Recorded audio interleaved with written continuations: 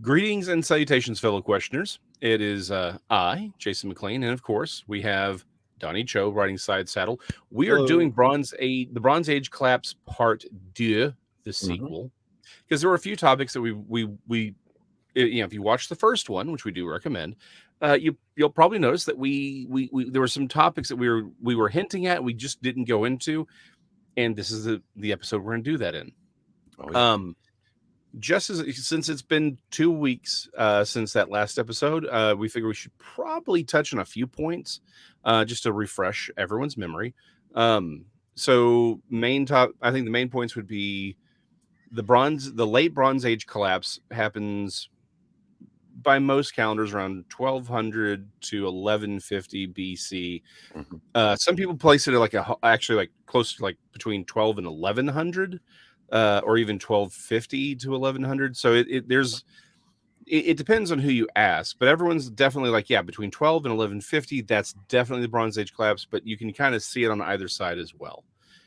And Donnie, I think you said it best when you said the late Bronze Age collapse was essentially the end of the world for Yep. for It the was a for the systemic failure of society at large, covering much of what the Mediterranean Sea touches in the Mhm, very old world and in the Near East, mhm, from as down south as Egypt and all the way north to Greece and the Hittite nations in Anatolia, mhm.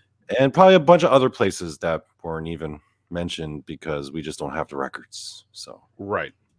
Exactly. It's kind of hard to, even we know for a fact that there was trade with Britain at that time, Mhm. but we don't have any records of what was going on. So odds are this happened, this definitely impacted them. And one of the things, one of the concepts that you brought out, which I really, really love, and I've talked about a lot in the past, and I think it for me, it's central to this entire idea of the Bronze Age collapse is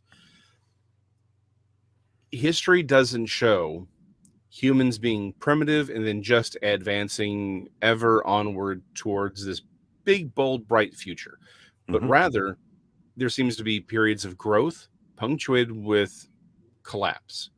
And these collapses can often lead to the loss of some of a lot of information, technology.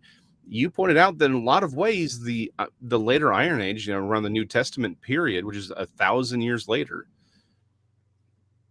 in many ways, it was actually more primitive than the late Bronze Age. In some ways, in some ways, um, the Bronze Age was definitely more urban Mhm. than what we know of the Classical Age, the New Testament times. There was a greater proportion of the population that was living in these giant walled cities. They Mhm. had. There's some people who would argue that there are militaries from the Bronze Age that would take on militaries from the Classical Age with ease. Yeah, it, exactly. And and you brought out in a similar way basically the 1,000 years after the Bronze Age collapse is essentially the Dark Ages for them. Hmm. In the same way that when the Roman Empire sort of collapses, and that's negotiable as far as when that actually occurs. But within a few centuries after its collapse, Europeans were going down and looking at these aqueducts created by the Romans, thinking they were made by giants Yeah. because they couldn't fathom something like that being built. And so it's very much the same thing. But I think you made a great point, and this is the point I really want to harp on, which is in many ways, it may have been a greater loss of information than we even realize. We know that the Greek language, Linear B, went completely extinct during this period. And yeah, it's one thing for languages to go extinct over centuries or even a millennia, but this was a 50-year time frame. This entire language disappeared. Writing, people talk about writing disappearing for 500 years. It doesn't disappear for 500 years, but it definitely slows down as far as record keeping. It gets a little sketchy for like 500 years. That's absolutely true. I mean, it's not like every written language stopped working, but a lot of this does seem to really, I mean, it hits hard. And there's one piece of evidence that I think to punctuate your idea is at least possible evidence is the Antikythera device. Um, And most people would say, okay, well, what does this have to do with anything? Because the Antikythera device right now is dated to the ship it was found on, which was a Roman ship, which is obviously much later. Sunk around 70 or 80 AD, or I'm sorry, BC rather, and that the machine itself was set and sort of set to about the 200s, the 200s BC.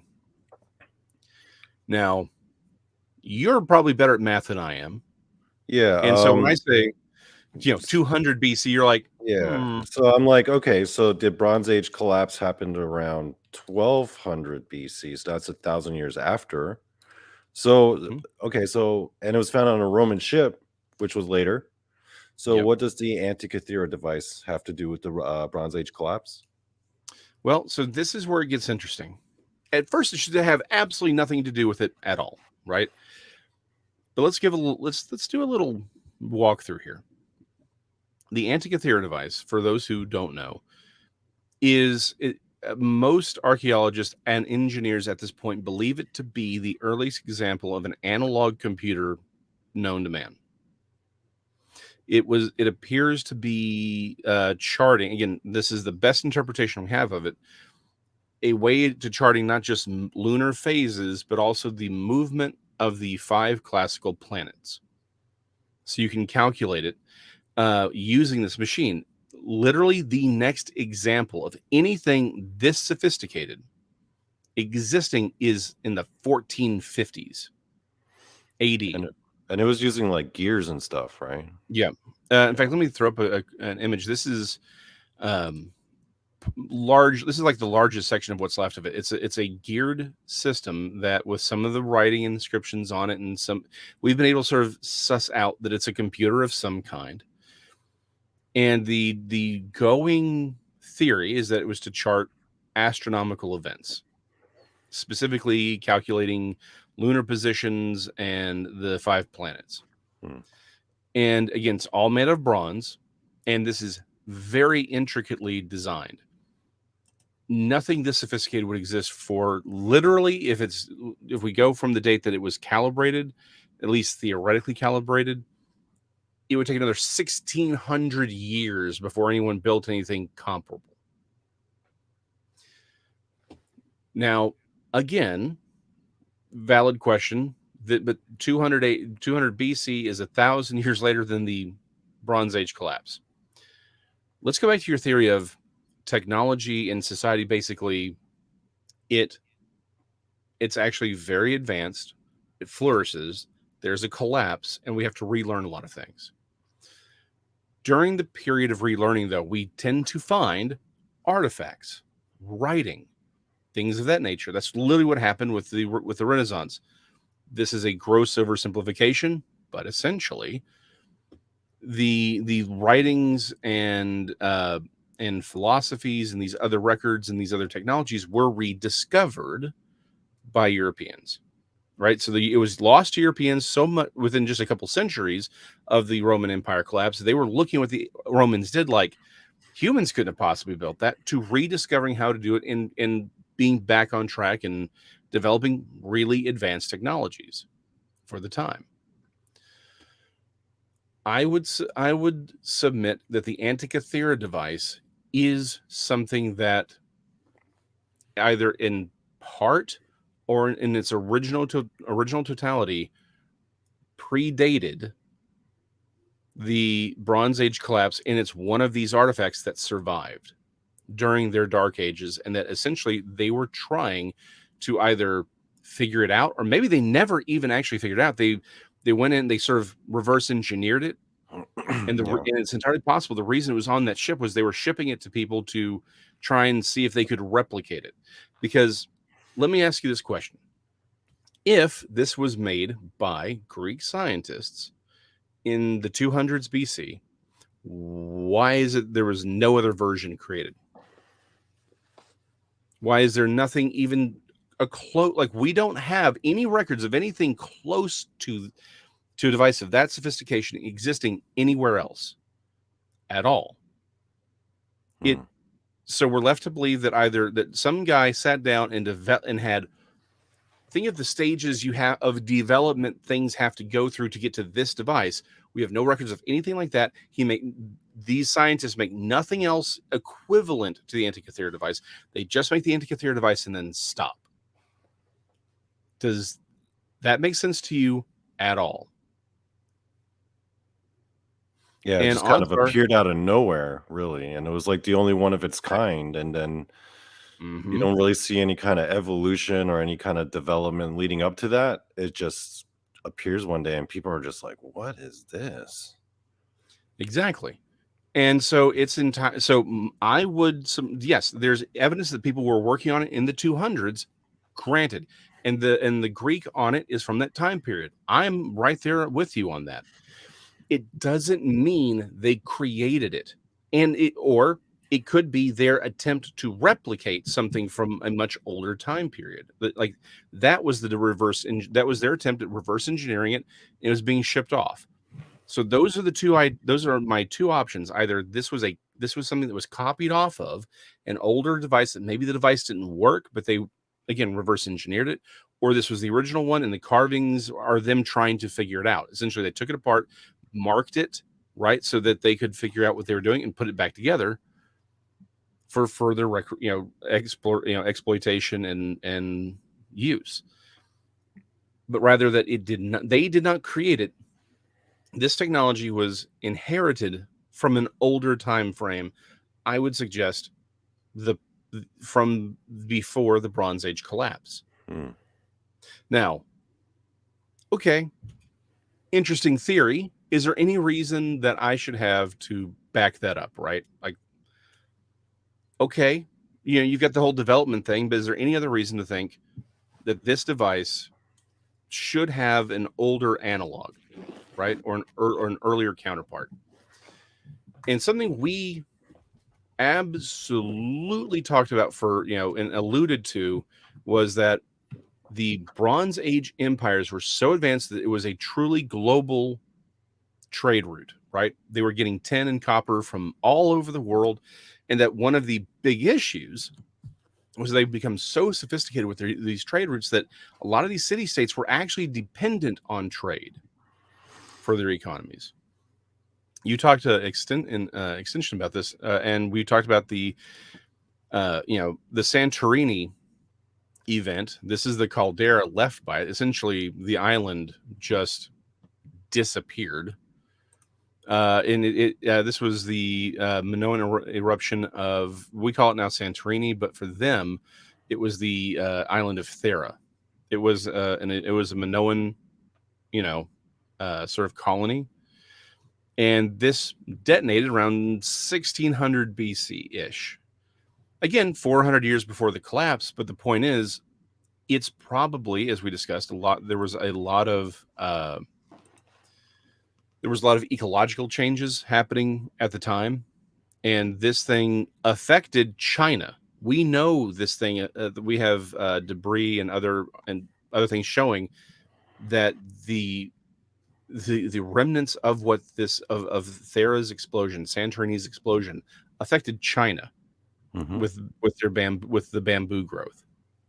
So this was a catastrophic event, and again, it started changing the weather systems, like we said, in the ecology of the Mediterranean area. Like we said, the collapse was a number of domino effects. We talked about Santorini, and you very cleverly mentioned that this may have led to the loss of a lot of ships, probably a whole navies completely destroyed because of this. Well, I want to take that idea even further. That if the Antikythera device was a way of charting the moon and the planets, that also by de facto makes it a way of charting time, right? Mhm. What do you need if you are going to chart, say, a voyage across the Atlantic Ocean? A way of marking time so you can know your latitude and your longitude. The Antikythera device allows for that to occur in a more sophisticated manner. Now, is there any reason to think that the pre-Bronze Age society or the pre-Bronze Age collapse society could cross the Atlantic? I will take you to, and I have a link to to this quote below in the description. This is from Plato in the year 400 BC. For the ocean that was at that time navigable, for in front of the mouth which you Greeks call, as you say, the Pillars of Heracles, the Straits of Gibraltar, there lay an island which was larger than Libya and Asia together, and it was possible for travelers of that time to cross from it from the other islands, and from the other islands to the whole of the continent over against them, which encompasses the veritable ocean. Now, a lot of people probably note that or recognize that as a quotation about Atlantis, right? And allow me to throw this one thought out there. The Minoan, now people say, well, hold on, but that happened like 10,000 years ago. Screw Plato's dates. Anyone will tell you that the dates on that, in fact, the entire idea of Atlantis by and large, Plato may have actually made up, right? But what he was doing was extrapolating out of earlier records and earlier stories that people had told him. I have a second link down there from Scott Wolf's show, America Unearthed. And Scott Wolf, if you don't know, is a forensic geologist. And in season 1, episode 3, he explores the possibility that the Minoans and perhaps others, but definitely the Minoans, made it to the Americas, specifically made it to Michigan and Illinois to mine copper, to mine a lot of copper, and crossed the Atlantic with that copper, and that it was that was the copper that fueled the Bronze Age. Because remember, bronze is made from what, folks? Copper and tin. Yep. And I'm going to leave a lot of the science to him. Like I said, I've been on this long before that episode, so it's not like, oh, I saw this one television show. No, but Scott Wolf does a really, really great job of explaining a lot of the connections between Greece, particularly the Minoans, the Minoan culture, and the copper mines in around the Great Lakes area. He does a great job of explaining, showing you the science that we know that copper from the Great Lakes regions made it to the Mediterranean. That's fact. That's not a question. That's a fact. Now, how did it get there? Did they go directly from there to the Mediterranean? Probably not. They probably would have gone to Britain, where the tin was, where one of these major tin mines were, and came down. Went back through.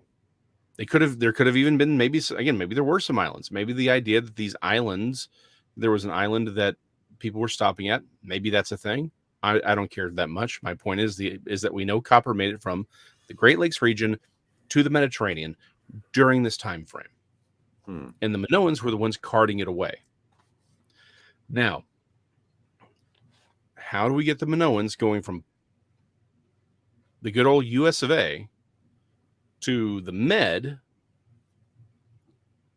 without some device that allowed them to calculate latitude and longitude? Now, I'm the first one to say, well, the Polynesians did it without that kind of technology. The Pacific Ocean's a mighty damn big place, and they seem to be able to do it pretty well. There's no reason the Minoans couldn't do it without the Antikythera device, right? I'm the first one to say that. However, it does make a lot of sense that they may have had something like the Antikythera device that allowed them to chart and essentially use it as a way of measuring time, to chart latitude and longitude to get them from point A to point B, which we know they did.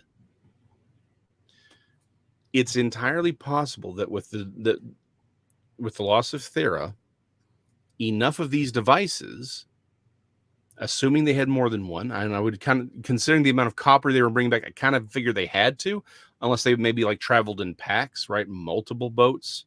One has the device. But I'm going to assume they had more than one. But but either they lost enough of the devices, or perhaps the one device was essentially lost. It didn't sink; it just got lost to them because of the explosion of Thera. Right? It ends up in somebody else's possession. They don't know what the hell it is. They don't know how to use it, so it just becomes this really cool bronze thing that it's sitting on somebody's mantle. Doesn't matter. Point is, they lose touch with the new world. They lose the Minoans lose the ability to go from the Med to the Great Lakes, where we know for a fact that during this time frame were massive copper mining exploitations going on around that area, and we don't have enough copper trinkets in North America to account for all the copper that was taken away. Also, the reason people started looking in the US in the first place was because a lot of people point out there's not enough copper mines in the old world to account for all the bronze. So let's kick this row of dominoes.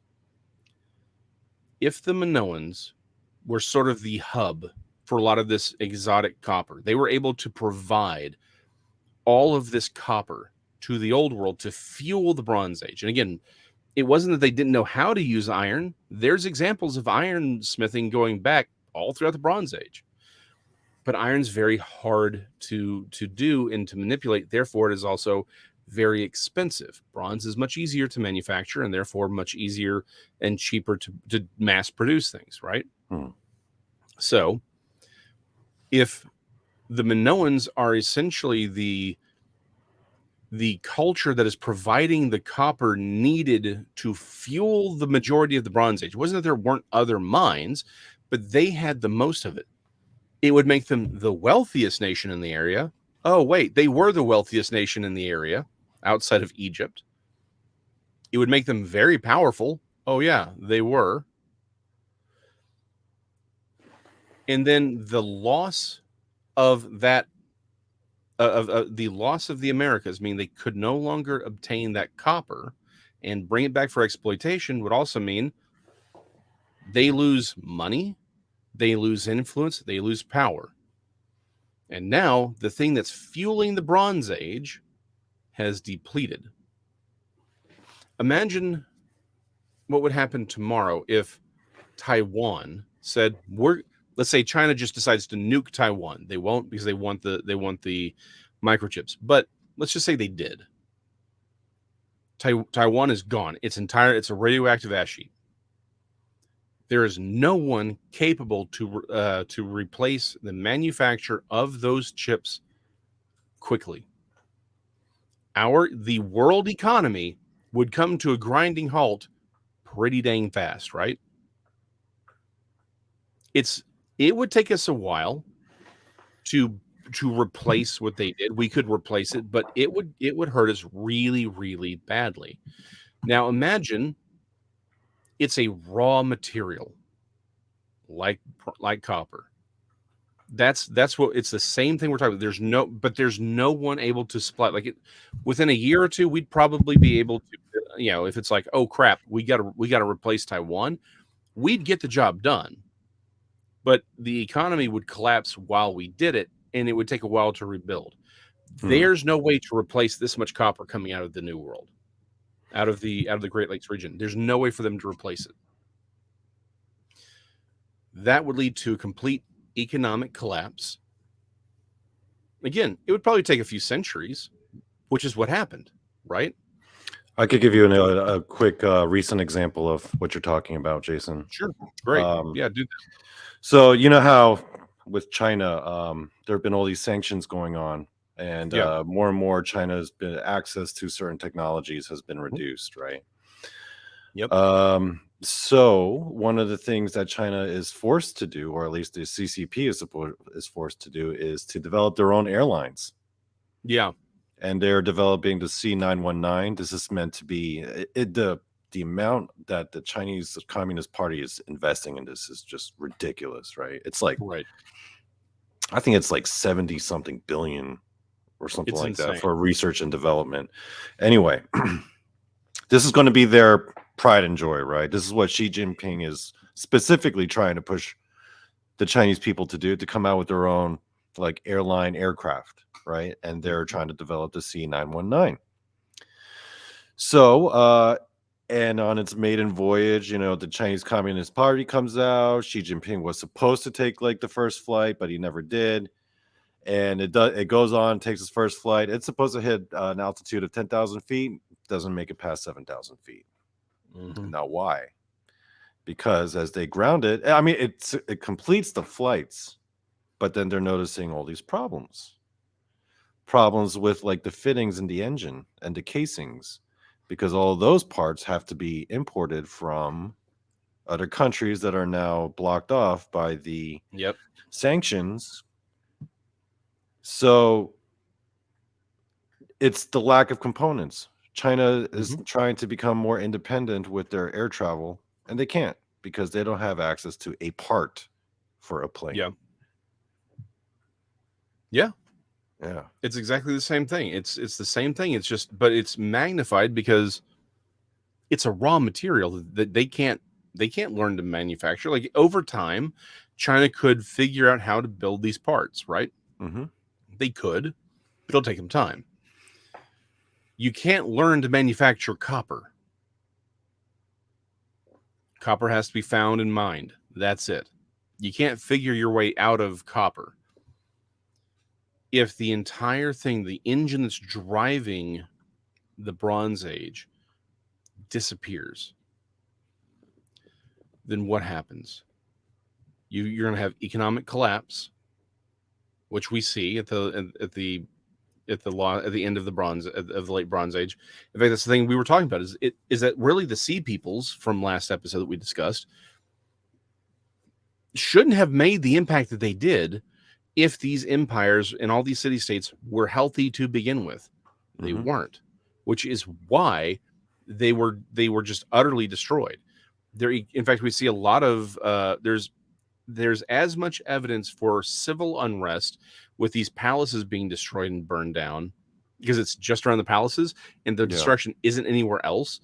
There's just as much evidence for civil unrest to be as big of a cause as there's for the Sea Peoples to be a part of this. So if maybe the economy collapsed, go ahead. Sorry. Yeah, so if the economy collapsed and people are starving, right? Because essentially it's what it is. You have these empires it's an economic domino, like you said. It's the engine parts they can't get. They can't start getting things, and the economies are collapsing. And we discussed that the Sea Peoples were probably refugees from somewhere. Now, we don't really know where they came from. We know where they ended up becoming like the from the biblical era. A lot of these Sea Peoples sort of became the Philistines. And there's a lot of evidence that at least some of these Sea Peoples were Grecian in nature and culture. There's archaeological evidence for that.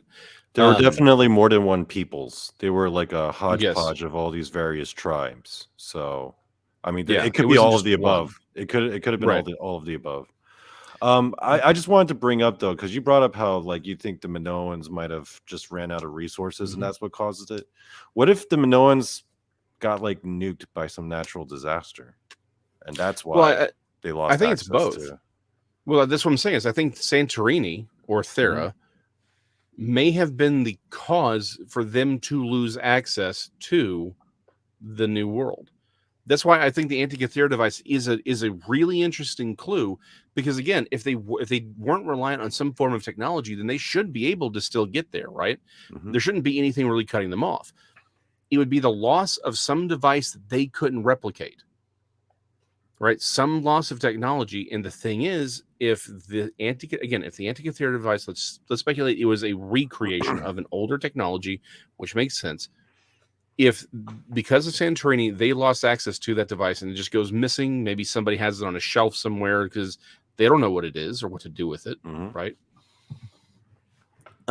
Then they lose access to it, and so now they're scrambling. They can still make it to Britain. They can still, like, there's still copper around, but there isn't enough to drive and fuel the economy that the Minoans had. But I do think that Thera, Santorini, same place, That explosion is in many ways, that's the linchpin for the whole thing. It damages the ecology for centuries. Mm-hmm. We talked about the environmental changes at the time, leading to famines and droughts and things like that. We see, but I think that loss of the New World copper may have been the thing that really pushed their economy over the edge first, so that by the time that the economy is already collapsing by the time the ecology is really taking a hit. Yeah. So by the time 1200 BC rolls around, essentially everyone's starving and everyone's poor, and that's put a big red line on everything. So yeah, And sometimes I it's that wonder. tipping point. Remember last time when we were talking about the Bronze Age collapse, I pointed out how all of these destroyed cities had the same layer of ash. Yeah. I'm wondering, is that layer of ash because people all burn stuff down at the same time, or is it there because of a volcanic event? Well, no, it does look like normally. Well, everyone does. Let me rephrase this. The archaeologists seem to all agree that this is happening around the 1200 to 1150 BC period. But like Santorini and Thera happened about 400 years before that.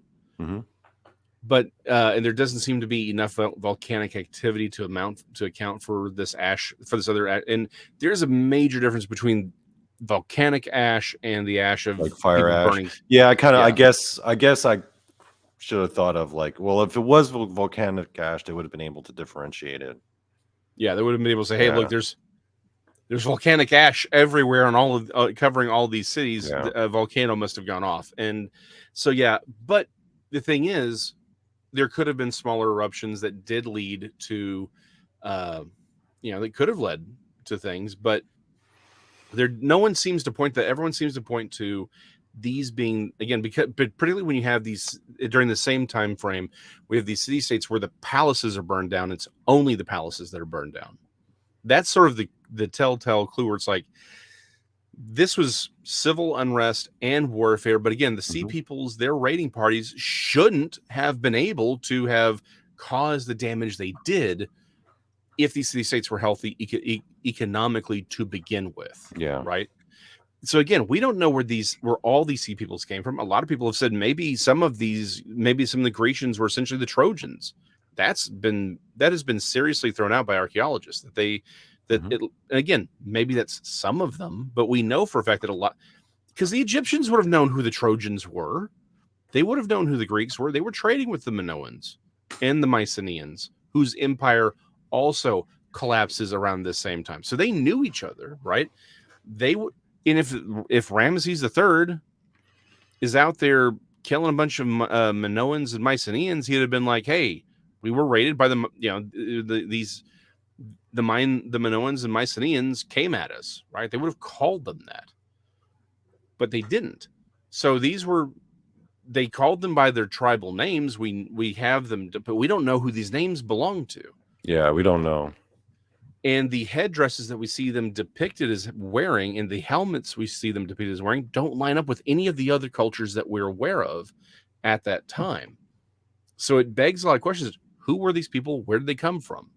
Again, these were clearly, it was clearly a conglomeration of numerous tribes that had banded together. And as you very eloquently pointed out, these weren't just raiding parties. They had their wives and children and home goods with them.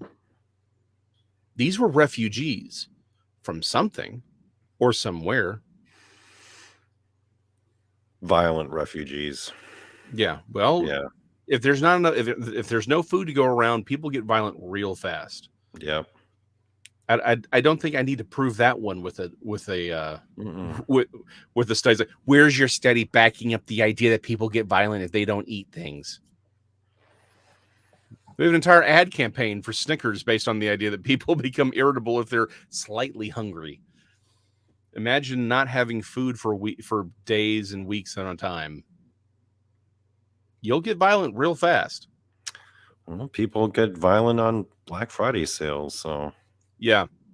Have you ever seen a grandmother who has a chance for a $200 50-inch flat screen? She'll kill you. She'll shank you for that. Now, take that same grandmother, and she's looking at her grandchildren and her children starving to death because ain't nobody got food.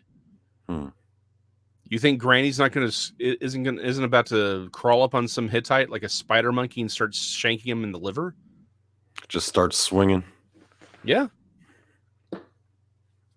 Yeah. I mean, that's just how it's gonna go. Like, I'm sorry. Like, yeah. The more we talk about this and the more we describe like what went down, it does definitely feel more like maybe it wasn't just a one thing, or maybe it was one thing, but it caused a domino effect of multiple things causing and affecting one another. Kind of like the Chinese unicorn kicked off a lot of different things. Go see the previous episode to know. Yeah, you'll know what I'm talking. You'll know what we're talking about. It shouldn't be too hard. It would. The Chinese unicorn was created in 2019, and then galloped around the world in 2020.